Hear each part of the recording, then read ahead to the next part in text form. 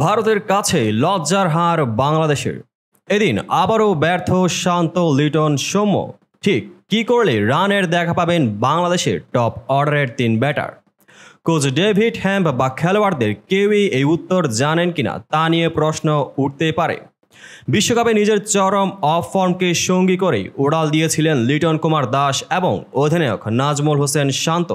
এদিন ১৮২ রানের লক্ষ্য তাড়াই ব্যাট করতে নেমেই দলীয় ১ রানের মাথায় ব্যক্তিগত ০ রানেই সাজঘরে ফেরেন ওপেনার সৌম্য সরকার। লিটন দাসও খুব একটা সুবিধা করতে পারেননি, ব্যক্তিগত ৮ বলে ৬ রান করে সাজঘরে ফেরেন তিনি।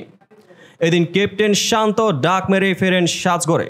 একের পর এক ব্যর্থতায় দলের হাল ধরেন সেই সাকিব আল হাসান আর মাহমুদুল্লাহ রিয়াদ। ব্যক্তিগত ২৮ বলে ৪০ রানের দারুণ এক ইনিংস খেলে রিটায়ার্ড আউট হন মাহমুদুল্লাহ।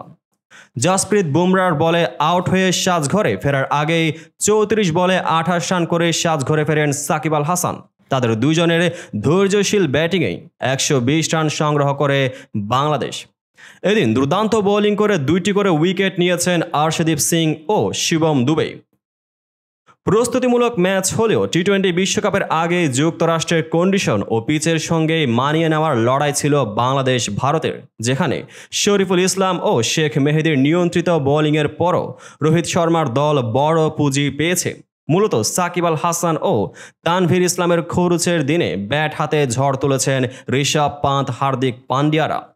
নির্ধারিত ২০ ওভার শেষে ভারত ৫ উইকেটে ১৮২ রান সংগ্রহ করেছে। বিশ্বকাপের জন্য মাত্র ৫ মাসে আইসিসির বড় প্রজেক্ট নিউ ইয়র্কের নাসাউ স্টেডিয়ামের নির্মাণ কাজ সম্পন্ন হয়েছিল। এরপর প্রথমবারের মতো এখানে কোনো প্রতিযোগিতামূলক ম্যাচ খেলেছে বাংলাদেশ ভারত। এদিন টস জিতে আগে ব্যাটিংয়ে নেন ভারত অধিনায়ক রোহিত শর্মা।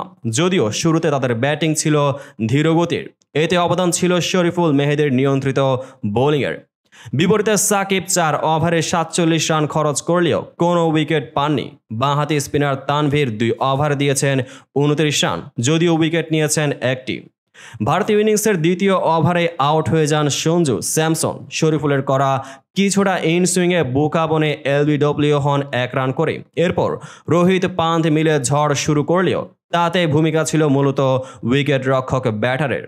মাহমুদুল্লাহর বলে আউট হওয়ার আগে ভারতীয় অধিনায়ক ১৯ বলে ২৩ রান করেন। এরপর পান্থকে ৪৪ রানের জুটিতে সঙ্গ দেন সূর্যকুমার যাদব।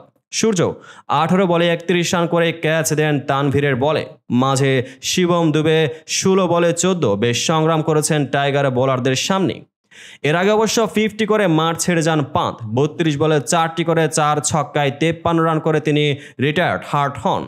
পান্থ বেশি চড়াও হয়েছেন সাকিবের উপর। টাইগার স্পিনারের ১ ওভারে ৩-৬ সহ ২২ রান তোলেন পান্থ। পরবর্তীতে তানভীরকে একই লেংথে ফেলা পরপর ৩ বলে ৬-এর হ্যাট্রিক করেন হার্দিক। তিনি শেষ পর্যন্ত অপরাজিত ছিলেন ২৩ বলে ৪০ রানে। তো বন্ধুরা, ভিডিওটি যারা সম্পূর্ণ দেখেছেন সবাইকে অসংখ্য ধন্যবাদ। ভিডিও শেষে কমেন্ট সেকশনে আপনার মতামত জানাতে ভুলবেন না, আর চ্যানেলটিকে সাবস্ক্রাইব এবং পেজটিকে ফলো করে পাশে থাকবেন যাতে পরবর্তী ভিডিওর সকল নোটিফিকেশন সরাসরি পেয়ে যান। দেখা হবে পরবর্তী ভিডিওতে।